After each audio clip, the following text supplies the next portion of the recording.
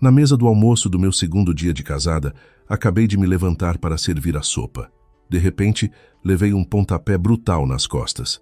Cambaleei e bati com a cabeça na quina da mesa de carvalho. Olhei para trás para o meu marido, Tiago. Ele estava a piscar-me o olho e a fazer caretas, resmungando entre dentes que eu não sabia as regras da casa. O meu nome é Sofia. Tenho 24 anos e ontem mesmo celebrei o meu casamento com o Tiago Costa, tornando-me a nova nora da família Costa. Cresci no meio das hortas e vinhas de uma aldeia no interior do Alentejo. Não tenho estudos superiores, mas os valores e a decência foram-me ensinados de forma muito clara pelos meus pais. O que mais valorizo nesta vida é a dignidade e o respeito. Se alguém não me respeita, não serei eu a baixar a cabeça e a engolir em seco. A primeira refeição na casa dos meus sogros. A festa de casamento no dia anterior tinha durado até de madrugada, com baile e muita bebida. Eu estava tão exausta que sentia os ossos todos partidos. Assim que a minha cabeça tocou na almofada, adormeci profundamente. Nem dei por ela quando o Tiago se deitou ao meu lado. Quando abri os olhos, o sol já ia alto. A luz brilhante entrava pelas frinchas dos estores, projetando uma linha de luz no chão de madeira. O lugar ao meu lado estava vazio e os lençóis frios. O Tiago já devia ter se levantado há algum tempo. Sentei-me de repente, com o coração aos saltos. No segundo dia de casada, a noiva ficar a dormir até tarde é motivo para as más línguas da aldeia dizerem que a rapariga é preguiçosa e mal educada. Atrapalhada, atirei os lençóis para o lado e vesti à pressa a roupa que tinha deixado na cadeira. Enquanto me vestia, insultava-me mentalmente por ter adormecido. Era um conjunto que a minha sogra, Dona Maria de Lourdes, tinha insistido que eu usasse. Uma camisola de malha vermelha e umas calças escuras, dizendo que a noiva devia usar algo alegre no segundo dia, mas sem os exageros do dia do casamento. Vesti-me, ajeitei o cabelo à pressa ao espelho e saí do quarto sem sequer pôr creme na cara. Assim que abri a porta, senti o cheiro a chouriço assado e a um refogado que vinha da cozinha. Na sala, o Tiago estava sentado no sofá a mexer no telemóvel. O pai dele, o senhor Antônio, estava no cadeirão do lado oposto, com um cigarro na mão, a olhar para o vazio enquanto a televisão dava o noticiário da manhã num volume muito baixo. Ao ver-me sair, o Tiago levantou os olhos do ecrã e disse num tom indiferente: "Já acordaste? Dormiste que nem uma pedra. Chamei por ti 2 vezes e nem te mexeste." Senti a cara a arder. Fui até ele e sorri, envergonhada. Ontem estava tão cansada, acabei por adormecer demais. "Bom dia, senhor Antônio." O pai dele apenas acenou com a cabeça, resmungou apagou o cigarro no cinzeiro e não disse mais nada. Virei-me rapidamente para a cozinha, pensando que no meu primeiro dia devia ser prestável. Queria ajudar a minha sogra a pôr a mesa ou a lavar a louça, para ganhar fama de rapariga trabalhadora. A porta da cozinha estava encostada e ouvia-se o tilintar dos tachos e as vozes da Maria de Lourdes e da Beatriz, a irmã do Tiago. Empurrei a porta ao de leve e disse com um sorriso: "Bom dia, dona Lourdes, bom dia, Beatriz. Deixem-me ajudar." A Maria de Lourdes, que estava a mexer a panela de caldo verde, olhou para mim por cima do ombro. Sem qualquer sorriso na cara, respondeu num tom frio: "Já acordaste? Não precisamos de ajuda. Vai lá para fora esperar." Fiquei surpreendida e insisti: "Não faz mal, eu não estou cansada. Posso levar os pratos ou arranjar a salada." "Já disse que não é preciso." A Maria de Lourdes pousou a colher de pau com estrondo e endureceu a voz. "Na família Costa temos regras. A nora, no primeiro dia em que entra nesta casa, não pode meter as mãos na cozinha, senão passa a vida toda a servir os outros. Vai sentar-te na sala quietinha até a comida ir para a mesa. Não estejas aqui a estorvar." A Beatriz, que estava encostada à ombreira da porta a descascar uma laranja, olhou-me de cima a baixo e atirou com sarcasmo: "É isso mesmo, cunhada. A mãe já falou, não precisas de fingir que és muito trabalhadora. Na nossa casa não deixamos gente de fora meter o bedelho na comida. Vai lá para fora." A expressão "gente de fora" soou com força, como uma agulha a picar-me. O meu sorriso congelou. Fiquei ali parada, sem saber se entrava ou se saía. Cresci a trabalhar. Em minha casa, levantava-me antes do sol nascer para ir com os meus pais para a vinha e para a horta. Lavava a roupa, cozinhava, limpava a casa, fazia de tudo. Nunca ninguém me tinha barrado a porta acusando-me de fingir ser trabalhadora ou chamando-me gente de fora. Mas engoli em seco. Era o meu segundo dia de casada. Não podia arranjar problemas com a minha sogra e a minha cunhada logo de manhã. Cada casa tem as suas manias. Pensei que devia respeitar, não valia a pena estragar o ambiente. Recompus o sorriso e disse: "Está bem, farei como diz. Fico lá fora à espera. Se precisarem de alguma coisa, chamem." Fechei a porta da cozinha com cuidado e voltei para a sala. O Tiago continuava a jogar no telemóvel, nem levantou a cabeça. Sentei-me ao lado dele e disse-lhe baixinho: "Queria ir ajudar, mas a tua mãe não deixou. Disse que era a regra da casa." O Tiago pousou o telemóvel, deu-me uma palmadinha na perna e sorriu com desdém. "A minha mãe é assim, tem manias antigas. Fazes o que ela diz e não leves a peito. Se ela não quer que trabalhes, descansas. Olha que bom." A mão dele na minha perna estava quente, mas o meu coração apertou-se. Quando namorávamos e ele ia à minha casa, ajudava em tudo, fosse no campo ou na cozinha. Chamava tio e tia aos meus pais com a boca cheia de mel, prometendo que, quando casássemos, eu nunca haveria de sofrer nem fazer trabalhos pesados. Mas agora, ao ver-me ser enxotada pela mãe e pela irmã, despachou-me com um "ela tem manias antigas", sem dizer uma única palavra em minha defesa. Cerca de 20 minutos depois, a porta da cozinha abriu-se.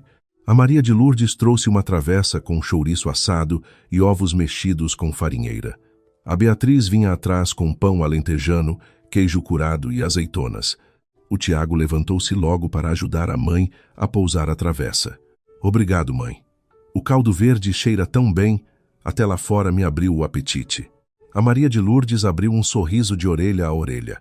"Sabe sempre como agradar a tua mãe. Vá, vamos sentar para comer." Levantei-me também para ajudar a Beatriz com os pratos, mas ela desviou-se bruscamente, pousou tudo na mesa e revirou os olhos. "Não toques, eu faço isto. Vê lá se ainda deixas cair alguma coisa." A minha mão ficou no ar e a minha cara ferveu de vergonha. Na casa dos meus pais, eu era amada, o meu irmão protegia-me e os vizinhos eram cordiais. Nunca ninguém me tinha tratado com tanto desprezo, mas mordi o lábio e calei-me. Não queria que as pessoas da aldeia se rissem de mim, nem queria preocupar os meus pais. A mesa estava farta, uma panela imensa de caldo verde no centro, ovos com farinheira, chouriço, queijo, pão e azeitonas. O senhor Antônio sentou-se na cabeceira.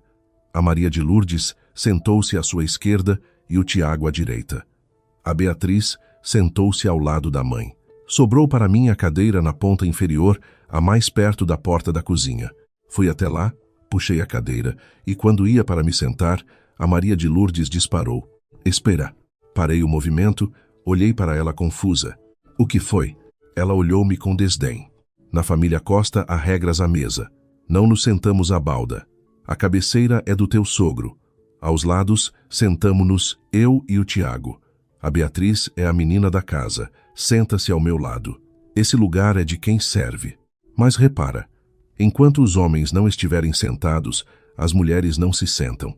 O teu sogro e o Tiago já estão sentados, por isso agora já pode sentar. Entendes?" Fiquei paralisada, com a mão nas costas da cadeira, a sentir a cara a queimar.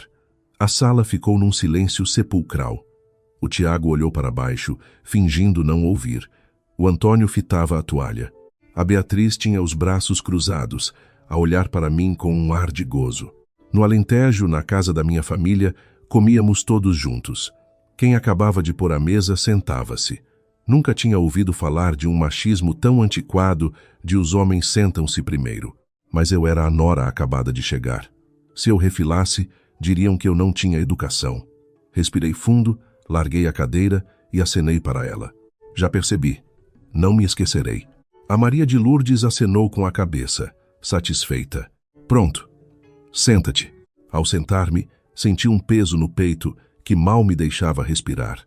Aquela refeição, que ainda nem tinha começado, já me parecia mais cansativa do que um dia inteiro a vindimar. Depois de me sentar, ninguém tocou nos talheres. Fiquei a olhar para o prato, confusa. Só então vi o Sr. Antônio pegar na colher e tirar um bocado de farinheira. Logo a seguir, o Tiago tirou o chouriço. Só depois disso é que a Maria de Lourdes pegou nos talheres e fez-me um sinal com o queixo. Vá, podem comer. Fica a saber. Na nossa casa, os homens começam a comer primeiro, as mulheres só se servem depois. É uma tradição da família Costa e não se quebra. A Beatriz anuiu docilmente, tirou um pedaço de pão e atirou-me um olhar de puro desafio. Apertei os talheres com tanta força que os nós dos meus dedos ficaram brancos. Em pleno século XXI, ainda existiam regras machistas daquelas. Ainda assim, não disse nada. Levei uma azeitona à boca, mas não me soube a nada. Pensei que o pior já tinha passado, mas estava enganada. Após 2 garfadas, a Maria de Lourdes pousou os talheres e começou a listar-me as regras da casa. Sofia, já que casaste com o meu filho, agora és uma Costa. Vais ter de obedecer às nossas regras. Acabou-se a liberdade e a falta de modos que tinhas em casa da tua mãe. Estamos entendidos? Pousei o garfo, endireitei-me e disse: Sim, diga. Estou a ouvir. Ela pigarreou e continuou, como se estivesse a discursar para uma empregada. Primeira regra. As finanças da casa são controladas pelo homem. A partir de hoje, o teu ordenado e o do Tiago vão para a conta que ele gere. Ele dar-te a uma mesada. As mulheres são fracas de cabeça, gastam dinheiro em futilidades. Na nossa família, o dinheiro está com o homem. O meu coração parou. Antes de casar, eu e o Tiago tínhamos concordado em manter as nossas contas e dividir as despesas da casa. Eu trabalhava como caixa num supermercado na vila e ganhava o salário mínimo, mas era o meu dinheiro. Por que haveria eu de lhe entregar o meu ordenado? Antes que eu pudesse abrir a boca, ela continuou. Segunda regra, servir o marido. Quando o Tiago for ao café ou sair com os amigos, não importa a hora, tens de ficar acordada à espera dele. Quando ele chegar, aqueces-lhe a comida e preparas-lhe o banho. Só vais dormir quando ele estiver despachado. A vida de um homem é dura, em casa ele tem de ser um rei. Terceira regra, as lidas da casa são todas tuas. Eu já estou velha e doente. A Beatriz é a nossa menina, foi criada com mimos, não pode estragar as mãos porque um dia vai casar bem. O Tiago é homem, não toca em vassouras. Portanto, lavar, cozinhar, limpar o pó, esfregar o chão, é tudo trabalho teu, e tem de estar impecável. Quarta regra, e a mais importante, dar seguimento ao nome. Casaste para nos dar um neto rapaz, forte e saudável. Se a primeira for rapariga, tentas outra vez, até nascer um rapaz. O Tiago é o único filho varão. A linhagem dos Costa não pode morrer. Ela falava com um tom autoritário, de olhos cravados em mim. O meu estômago deu um nó. Eu tinha casado para ter um companheiro, partilhar uma vida de respeito e amor. Não casei para ser uma escrava não remunerada, nem uma máquina de fazer filhos. Os meus pais não me criaram para ser pisada desta maneira. Ia para responder, quando senti a mão do Tiago debaixo da mesa a apertar-me a perna. Olhei para ele e ele estava a piscar-me o olho, fazendo-me sinal com a boca para me calar e ouvir. Olhei para ele, dividida entre a raiva e a desilusão. O homem que me prometera proteção estava ali a pedir-me para engolir tudo e aceitar a humilhação. Para não envergonhá-lo à frente da família, decidi adiar a discussão para quando estivéssemos a sós. Não respondi nem assenti, apenas voltei a olhar para o prato. A Maria de Lourdes, achando que eu tinha aceite por submissão, sorriu com arrogância. Ainda bem que percebes. É para o bem do vosso lar. Pouco depois, a Maria de Lourdes apontou para a panela de caldo verde no centro da mesa. A sopa assentou no fundo. Serve aí uma malga de sopa para todos. Olhei para a panela. Estava mesmo à minha frente no centro. Eu era a única pessoa que conseguia alcançá-la sem esforço. Servir sopa era algo natural para mim. Para não causar mais tensão, acenei e disse: Claro. Apoiei as mãos na borda da mesa e comecei a levantar-me lentamente para pegar na concha. Nem cheguei a endireitar as pernas. De repente senti uma força brutal nas minhas costas. Um pontapé violento atingiu-me em cheio na zona lombar. Fui apanhada totalmente desprevenida. O impacto atirou-me para a frente. O meu corpo voou e a minha testa bateu com um estrondo assustador na quina afiada da mesa de carvalho. O prato que eu tinha na mão caiu e fez-se em 1000 pedaços no chão de tijoleira. Bati na panela de caldo verde, que oscilou, derramando a sopa a ferver sobre o meu peito e braço. Senti um choque de dor abrasadora. A sopa queimou-me a pele. As minhas costas latejavam numa agonia lancinante. A minha cabeça parecia ter rachado ao meio. A visão escureceu por uns segundos. Fiquei caída sobre a mesa, ofegante, com os ouvidos a zumbir.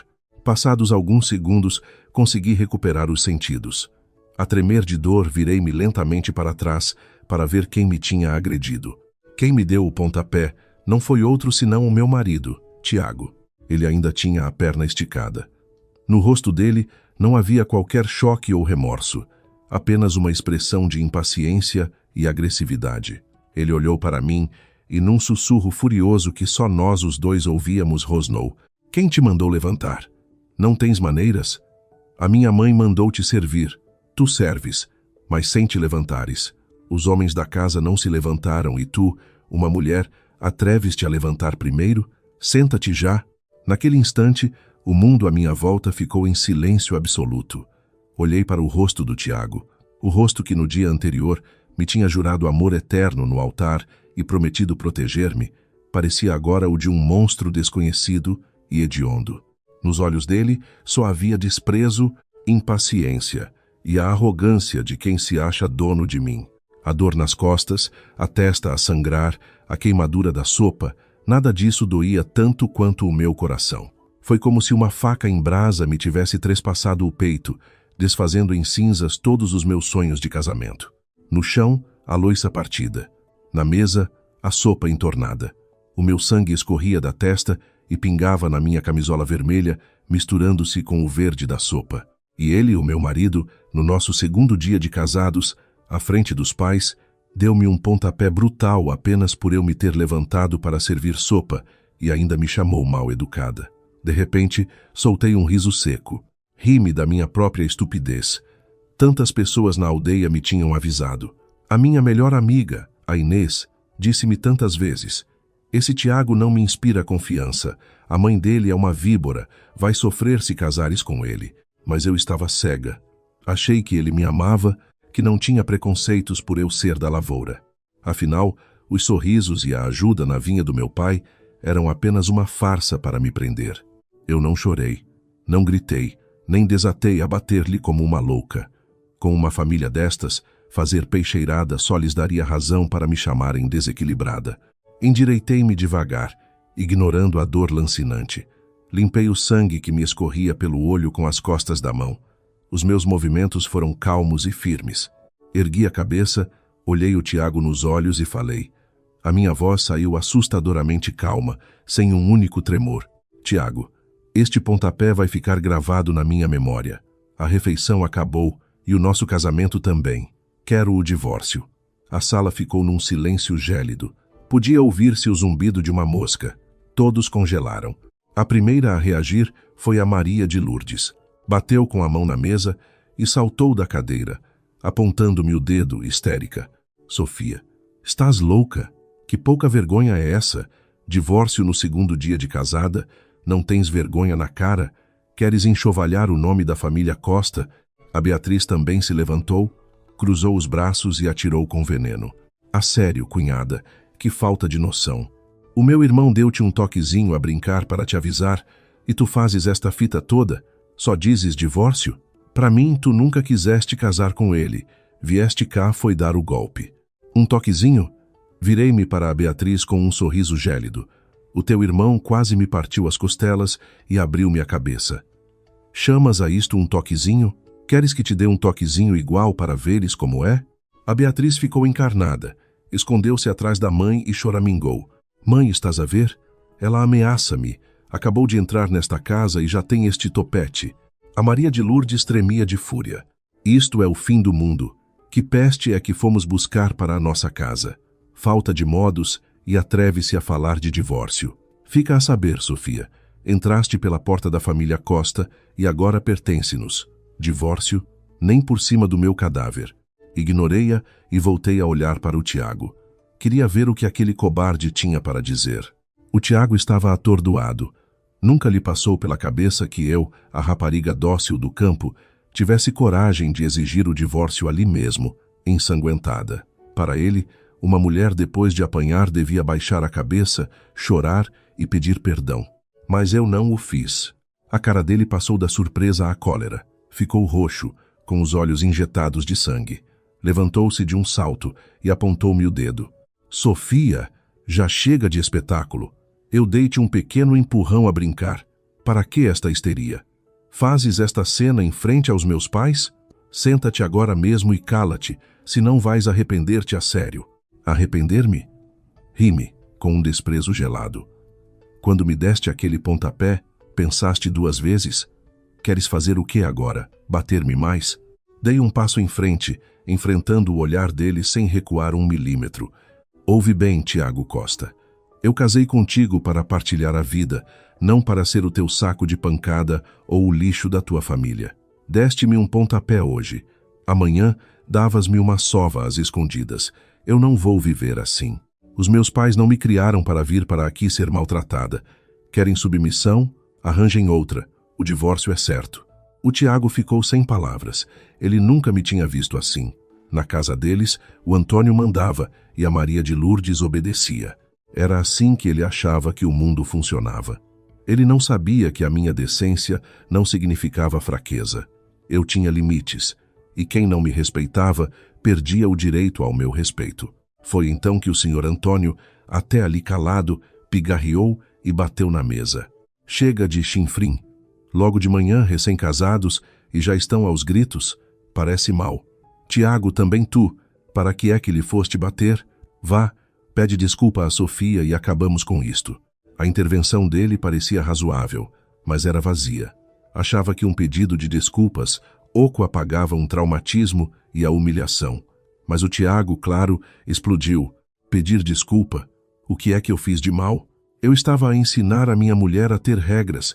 Ela não sabe estar. Eu eduquei-a e ainda se atreve a falar em divórcio. O caraças. A Maria de Lourdes concordou logo. O nosso filho tem razão. Na nossa casa, a nora obedece. Se ela não sabe, o marido ensina. É a lei da natureza. Pedir o divórcio por causa de uma repreensão. É uma ingrata que quer arruinar o bom nome dos Costa. Ver aquela família na sua verdadeira essência gelou-me a alma. Estavam todos podres por dentro. Achar que bater na mulher era educar. Não havia mais nada a dizer. Falar com eles era gastar latim. Virei-lhes as costas e caminhei para o quarto. Ia fazer as minhas malas e sair daquele inferno. Mal dei 2 passos, a Maria de Lourdes atirou-se para a minha frente, abrindo os braços e bloqueando o corredor. A cara gorda dela estava vermelha, os olhos esbugalhados. Aonde pensas que vais, Sofia? Se te atreves a ir fazer as malas, mato-me aqui mesmo à tua frente. Parei e fitei-a friamente. Vou ao meu quarto buscar as minhas coisas. Saiam da frente. O teu quarto? Ela cuspiu-me as palavras na cara. Esta casa é da família Costa. Tudo aqui é nosso. Quando casaste, o teu corpo passou a ser nosso e as tuas coisas também. Daqui não sais. As minhas malas foram feitas pela minha mãe e são minhas. Saiam da frente. Não saio. De repente, a Maria de Lourdes atirou-se para o chão, deitou as pernas para a frente e começou a bater no próprio colo, chorando a plenos pulmões como as carpideiras nos funerais de aldeia. Ai, que vida a minha! Fomos meter uma bruxa dentro de casa. No 2º dia já quer fugir e levar-nos tudo. A vergonha para a nossa família. Ai de mim, prefiro morrer. A encenação era patética e nojenta. O Tiago veio colocar-se à porta do quarto, cruzou os braços e ameaçou-me. Aviso-te pela última vez, Sofia. Para com as fitas. Senta-te e come. Fingimos que nada aconteceu. Se puseres um pé fora de casa, vou agora mesmo à tua aldeia armar um escândalo. Faço com que os teus pais nunca mais consigam levantar a cabeça de vergonha. A vossa família vai ser o pão nosso de cada dia das más línguas. A Beatriz juntou-se a ele. Isso! Vamos dizer a toda a gente que deste o golpe.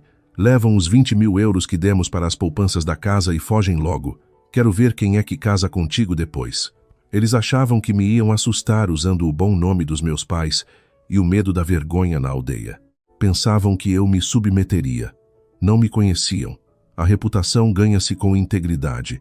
Ceder ao medo de o que as pessoas vão dizer e ficar sujeita a levar pancada para o resto da vida seria a verdadeira desgraça. Respirei fundo, tirei o telemóvel do bolso e comecei a marcar um número. O Tiago franziu a testa. O que estás a fazer? Vais ligar para quem? Mesmo que ligues aos teus pais, eles terão de me dar justificações. Ignorei-o. Marquei os 3 dígitos e pus o telefone ao ouvido. Atenderam de imediato. 112. Qual é a sua emergência? A voz calma do operador soou do outro lado.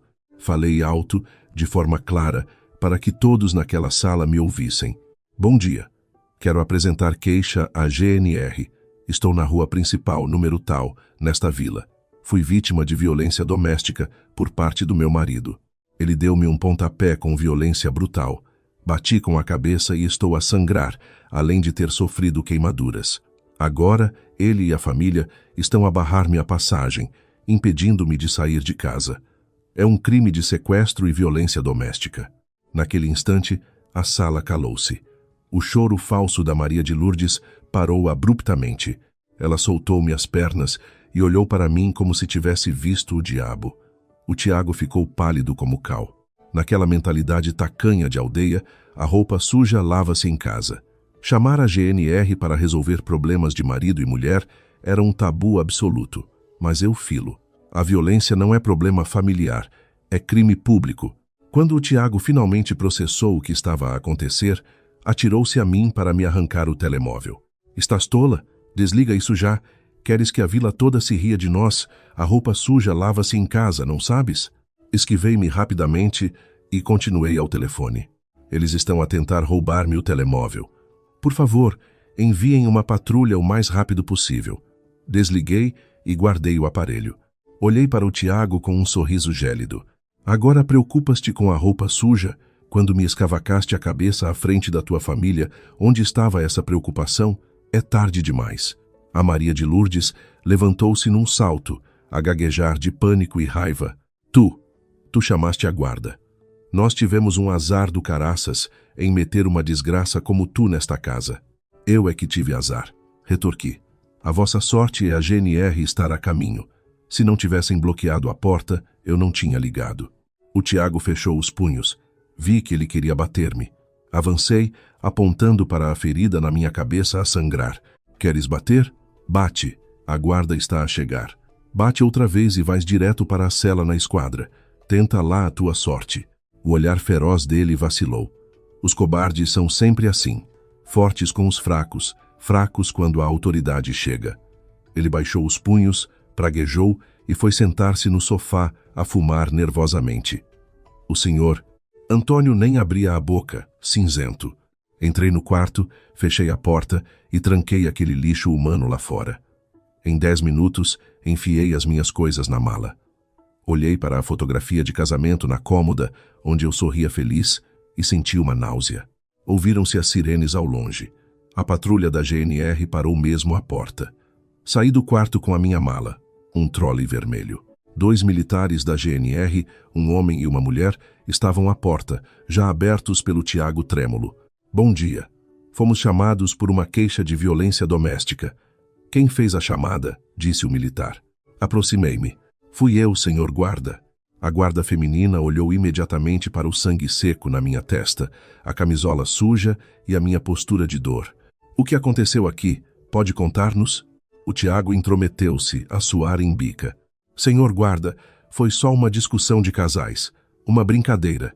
Dei-lhe um toquezinho e ela armou logo este berreiro a pedir o divórcio. A guarda feminina olhou-o com severidade.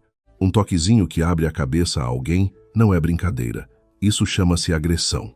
A Maria de Lourdes tentou sorrir. Senhor guarda, são coisas de casais novos. Entre marido e mulher não se mete a colher. Não é preciso fazer alarido. O militar masculino, com um tom de voz implacável, respondeu. Minha senhora, em Portugal a violência doméstica é um crime público.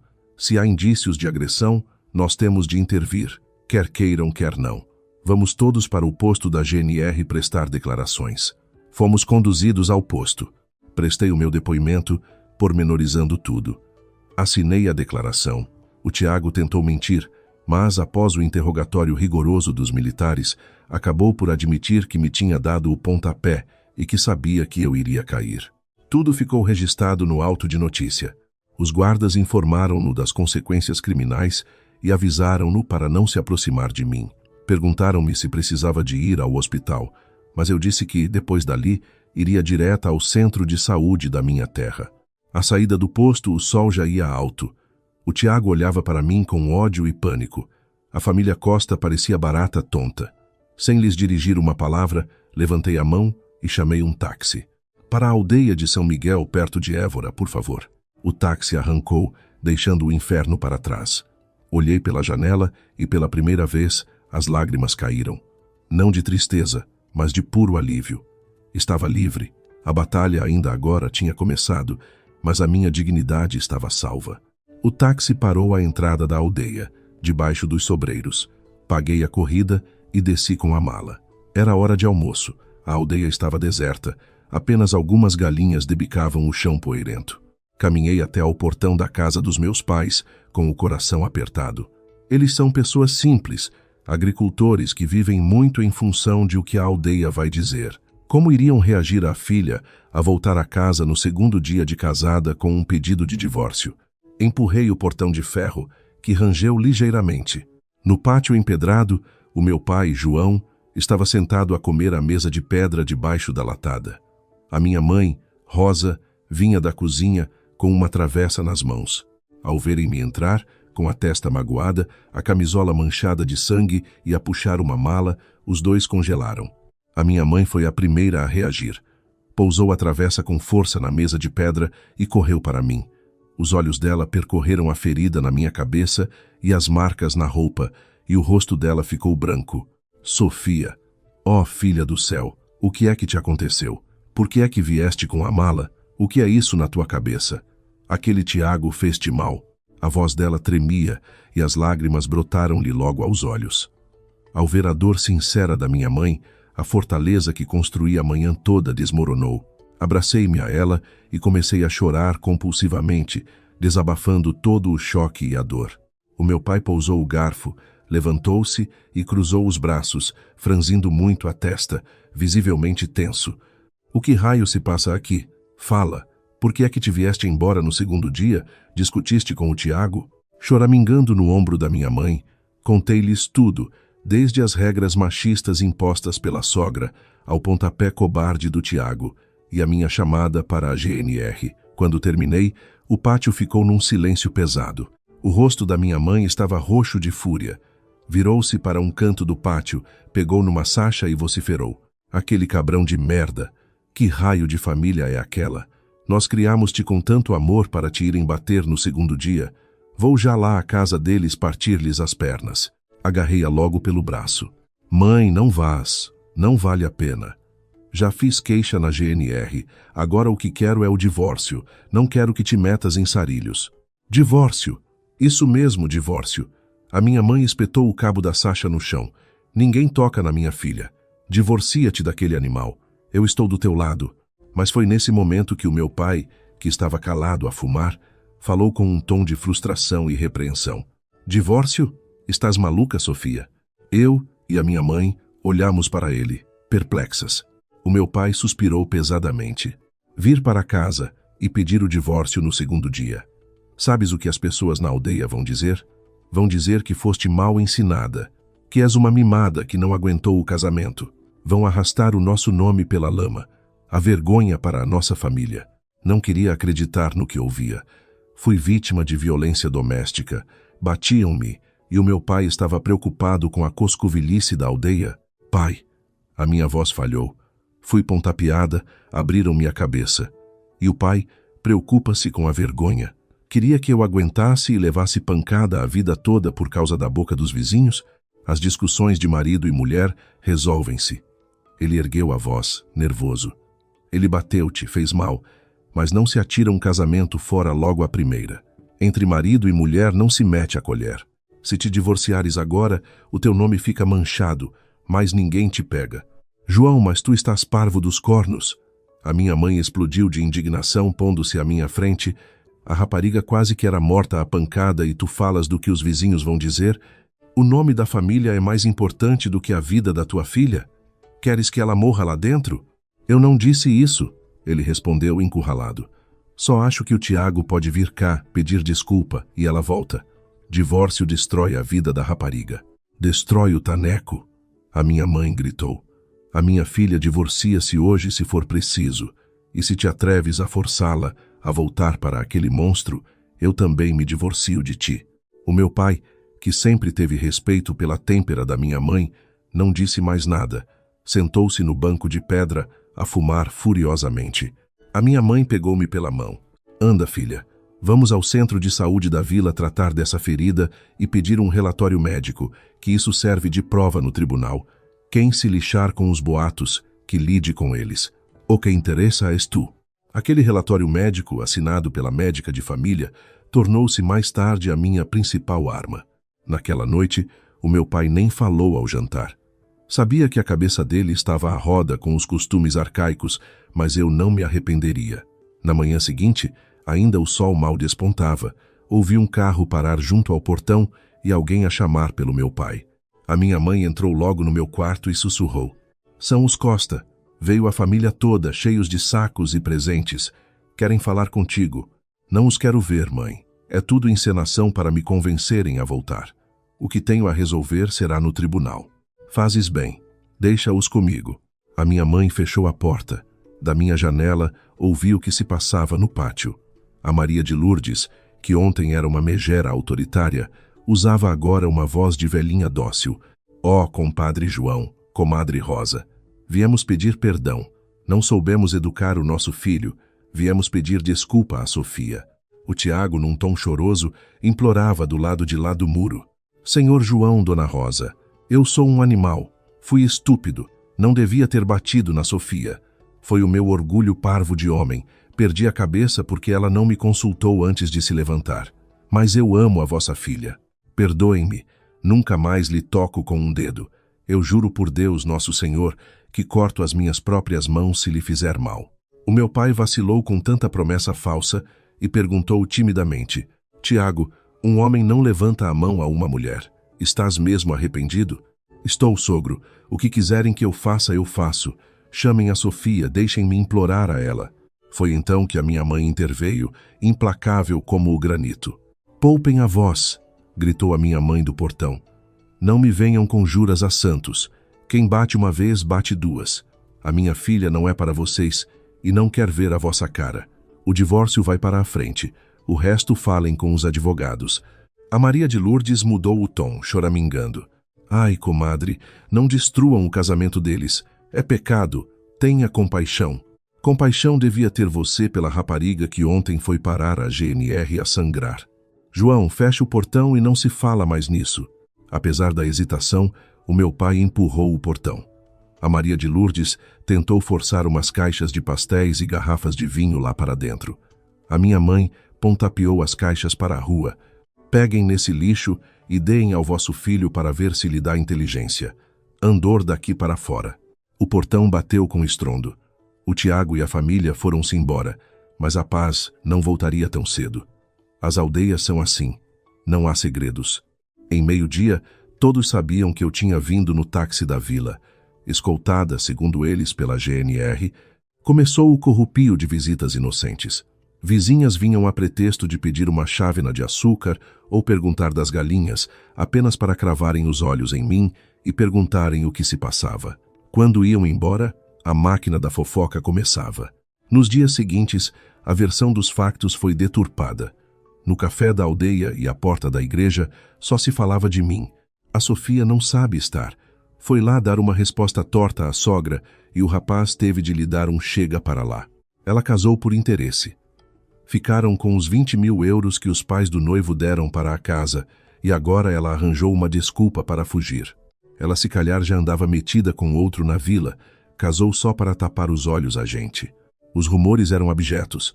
Sentia os olhares de soslaio quando passava. O meu pai definhava. Tinha vergonha de ir ao café jogar as cartas com os amigos.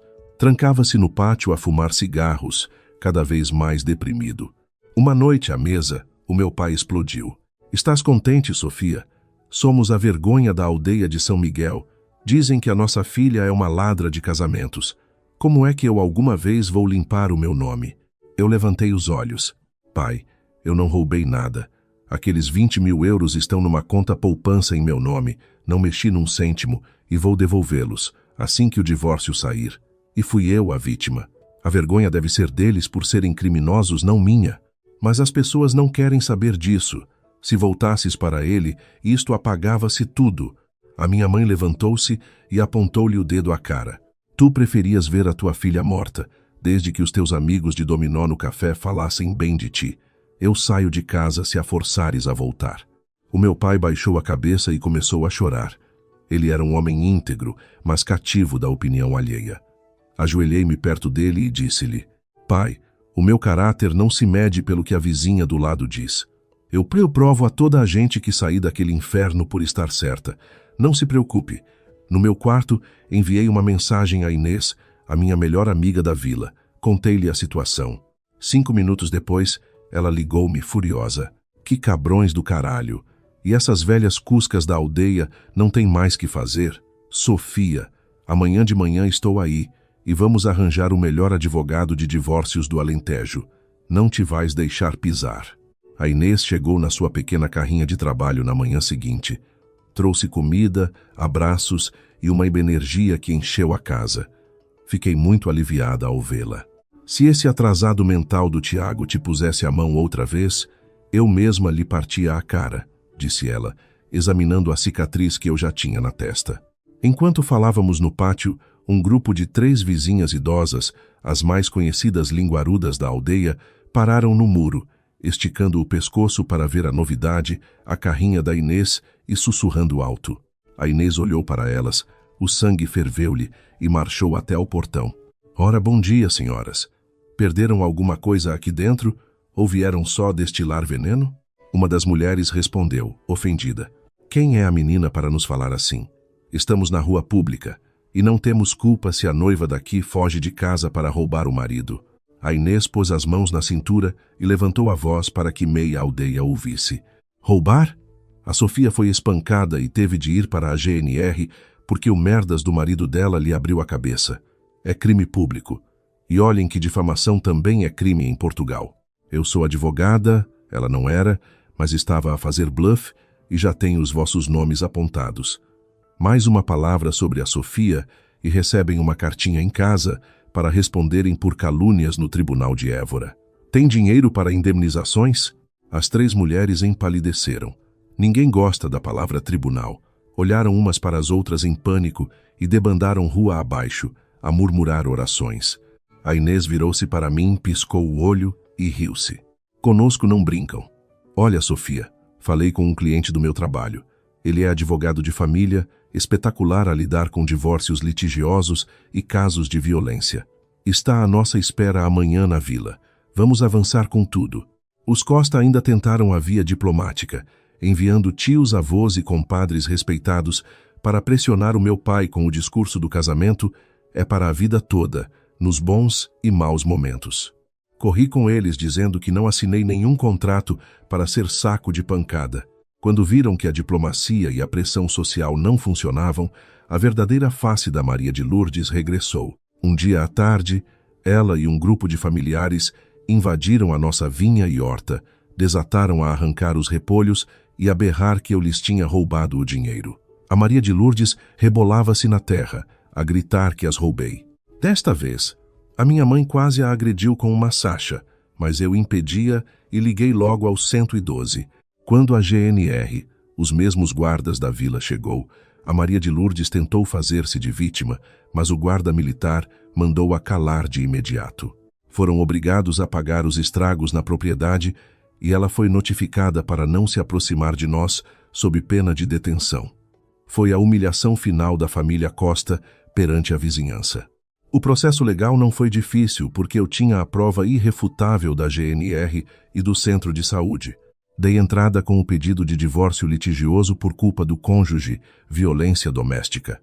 A justiça portuguesa protegeu-me. O juiz concedeu o divórcio rapidamente perante as provas de agressão física. Em tribunal, perante o juiz, devolvi-lhes os 20.000 euros de poupanças, o equivalente ao dote cultural que eles me tinham transferido até ao último cêntimo. Não precisava do dinheiro sujo deles para nada. Queria apenas a minha paz e a minha dignidade intacta. Saíram do tribunal a praguejar contra mim, dizendo que eu teria azar na vida. Mas, quando lhes virei as costas ao sol luminoso daquela tarde alentejana, senti-me mais leve do que nunca. Com o pouco dinheiro que poupei do meu ordenado no supermercado e com a ajuda da Inês, arrendamos um espaço na vila. Abrimos a florista Renascer. Todos os dias de manhã, rodeava-me de rosas, cravos, girassóis e hortênsias, montando ramos maravilhosos. Ao ver o sorriso de quem comprava flores, percebi que a vida podia cheirar bem e ser bonita. O meu pai, que durante meses andou cabisbaixo, começou a ver a alegria com que eu geria a loja. Os mexericos na aldeia acabaram por morrer porque o tempo apaga tudo. Um dia, ele apareceu lá na florista de martelo na mão, sem dizer nada, e arranjou a tabuleta da loja que estava solta. Deu-me um sorriso e um beijo na testa. Era o perdão dele a si próprio e a confirmação de que eu tinha feito o correto. No ano seguinte, numa manhã quente de maio, entrou na florista um homem simpático. Não era muito alto, nem particularmente vistoso, mas os olhos dele transmitiam uma paz enorme. O nome dele era Miguel, era professor de música numa escola primária e tinha se mudado há pouco tempo. Queria apenas comprar uns catos para a janela do seu apartamento novo. Começamos a conversar. Ao longo dos meses seguintes, ele foi comprando mais plantas até se atrever a convidar-me para um café na praça da vila. O Miguel é um homem bom. Nunca se assustou quando lhe contei do meu passado e do estigma do meu divórcio. Em vez disso, olhou-me com profunda admiração e disse: "Foste incrivelmente corajosa, Sofia." Ele não fazia juras espetaculares, mas levava-me sopa quente à florista nos dias de inverno em que eu estava cheia de encomendas e embalava-me nos braços quando eu tinha pesadelos com o passado. Ensinou-me o que era amor verdadeiro, construído no respeito, igualdade e carinho. 2 anos depois do meu pesadelo, estava eu numa praia solarenga no Algarve, na Praia da Rocha, com um mar imenso a beijar o areal. Era o dia do meu casamento com o Miguel. Uma cerimônia simples, pés na areia, apenas com a família e a Inês. O meu pai, de fato e gravata, com os olhos vermelhos, entregou a minha mão ao Miguel com a voz embargada. "Miguel, a vida da nossa Sofia não foi fácil. Promete que tomas bem conta dela." O Miguel apertou a minha mão, olhou para o meu pai e respondeu, com a serenidade de quem sabe o que diz: "Prometo, Senhor João. Vou usar o resto da minha vida para mostrar que a Sofia fez a escolha certa hoje. Vou amá-la e respeitá-la sempre e deixá-la ser exatamente quem ela é." Ao trocarmos as alianças, olhando para as águas cristalinas do Algarve, as lágrimas correram-me pelo rosto. Não eram de dor, eram de uma liberdade e felicidade arrebatadoras. Aquele pontapé do Tiago pode ter destruído a minha inocência de rapariga e atirado o meu antigo eu para o chão, mas também foi a alavanca que me salvou do inferno. E hoje sou dona de mim mesma, vivendo a vida sem ter de agradar a quem não merece, caminhando a passos largos em direção a um futuro cheio de luz e amor. A minha vida é agora finalmente minha, e isso é tudo o que importa.